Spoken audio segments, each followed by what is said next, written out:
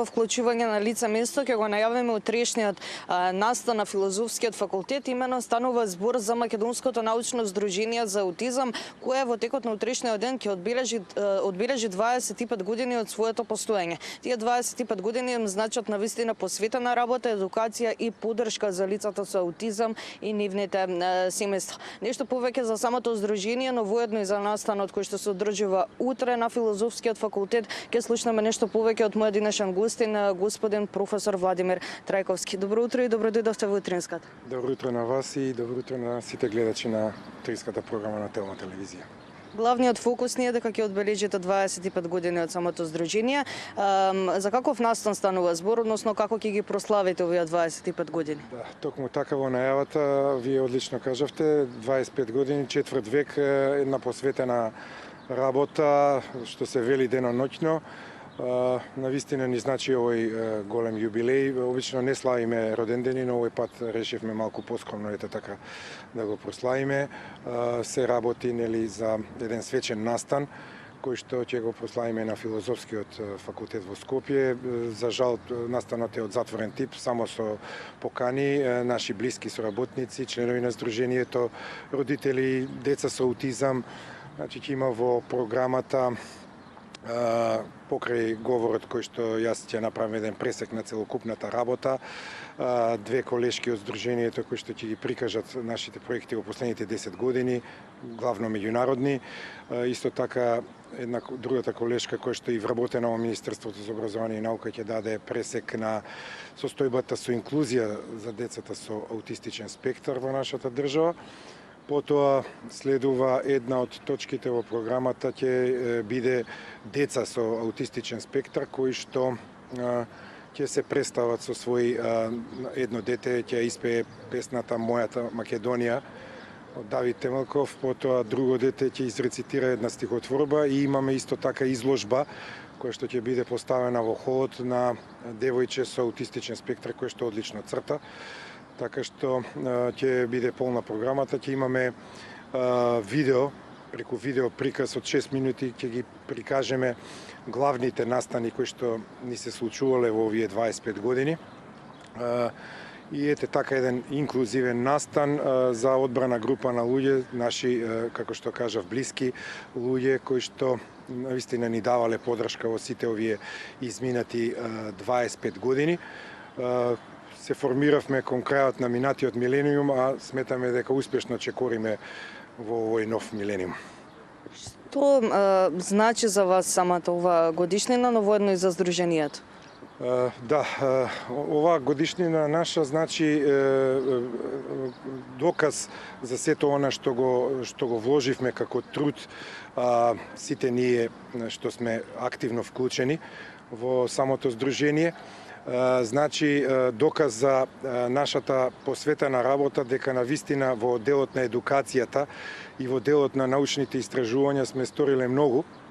Ако се има предвид дека во 2000 година многу малку луѓе воопшто го знаеа зборот што представува аутизам, сега сметаме дека за овие 25 години и тоа како ја подигнавме свесноста за оваа проблематика, придонесовме кон ресорните министерства за здравство, за образование и наука и труд, сега поново социјална политика, демографија и млади, да ги сензибилизираме колку толку, иако сметаме дека уште има работа со нив, да кажеме, бидејќи според мои некои сознанија и она што го знам што се случува во западноевропските земји и во САД, се уште нашите авторитети не се на нивото потребно. Тоа го велат и самите родители. Веројатно сте имале прилика да интервјуирате и родители на деца со аутистичен кои што не се задоволни од залагањето на самата држава во однос на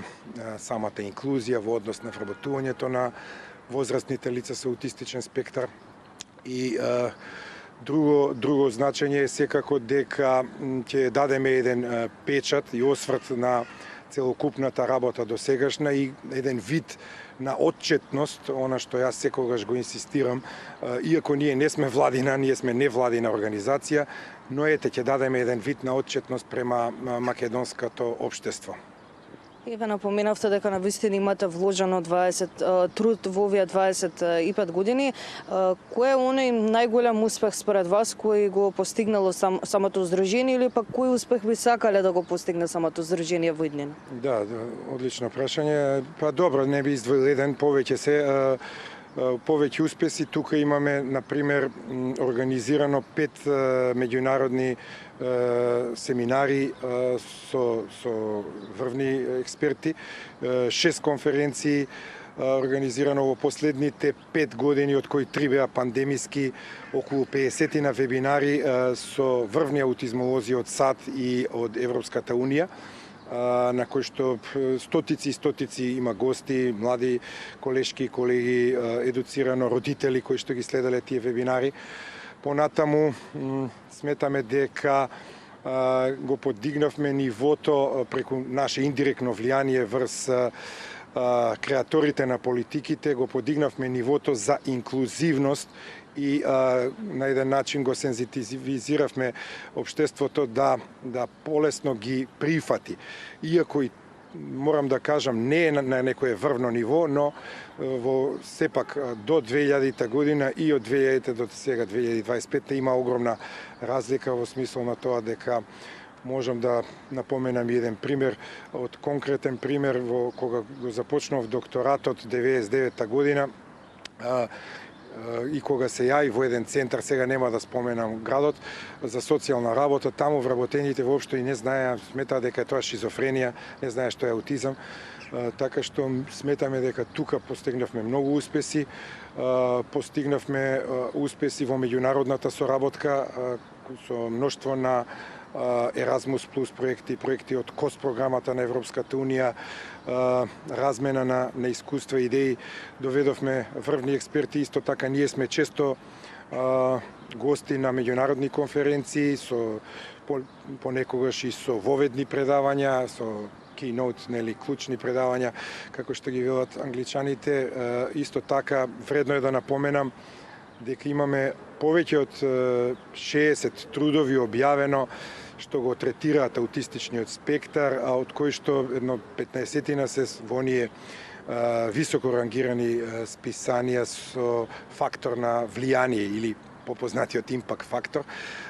Така што тоа е само еден мал дел од лепезата која што секако утре гостите, а потоа и на нашиот YouTube канал ќе биде поставено видеото со нашите достигнувања, со сето она што нели сме го направиле, а секако дека никогаш не се задоволуваме со она што е направено, може и повеќе, и во иднина имаме и други планови кои што се надевам дека ќе успееме да ги реализираме, особено во делот на вработувањето на возрастните лица, бидејќи тука сметаме дека главните авторитети се уште и работодавачите, како во приватниот сектор, така и во државниот сектор, немаат сенс за вработување на лица со аутизам, уште сметаат дека тие не се работоспособни, но има доста од лицата со аутистичен спектар на нарушување кои што можат дури и повеќе да придонесат во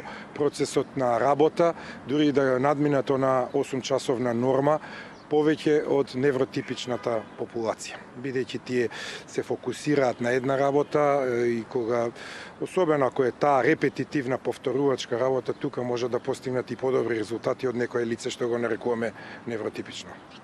На самиот крај, напоменавте во текот на разговорот дека пред 25 години луѓето не ни знаеле што значи зборот аутизам, дури во некое здружение од друг град не го напоменавте градот, односно Центар за социјална работа, да. Иако е смената таа перцепција, каква е денеска навистина перцепцијата? Општествената перцепција? Да, општествената перцепција е сменета доста. Тоа особено сум благодарен на вас новинарите и на сите медиуми, не само електронски, нели, печатени медиуми и порталите кои што во последните години, нели, особено редовно известуваат за нашите активности и за активности на некои други помлади здруженија кои што се занимаваат со оваа проблематика. Општата перцепција исто така помалку, многу најспоро, како што кажав, расте во нашите министерства, но и таму има придвижување. Например, овде би го пофалил потегот од пред неколку години за воведување на задолжително на образовен асистент кај оние деца кои што навистина имаат потреба. Порано родителите тоа го плаќаа од своји лични средства, сега државата тоа го прави. Општествената перцепција секако е подобрена и во самата општа популација. Се уште среќаваме некои по социјалните медиуми, среќаваме одредени испади на деца кои што се, така речи, невротипични, но се уште не се добро подготвени од нивните родители дека треба да ги прифатат овие деца, да не им извршуваат булинг, исмевање, да не се изживуваат врз децата со аутистичен спектар. Тука мислам дека многу треба да работат наставниците во училиштата заедно со невротипичните родители на оние родителски средби, каде што мора да ги подготват за прифаќање. Значи, ние веќе во нашето здружение не говориме толку за свесноста, бидејќи сметаме дека со уште настанот од 2011 на 2 април, кога први во Македонија го обележавме Меѓународниот ден на лицата со аутизам, сметаме дека тогаш беше тој збор адекватен, но сега повеќе за нас битно прифаќањето и подобрувањето на квалитетот на живење на оваа популација. Ние мораме да работиме да имаат еден достоинствен живот, еден квалитет, да може да се тие што се работоспособни да си остваруваат приходи за себе и така да не бидат на економски терет на државата. Благодарам многу за одвоеното време и навистина ми беше драго за овој утрински разговор. Благодарам ја вам што први го озваничивте и го најавивте овој наш утрешен настан. Благодарам уште еднаш.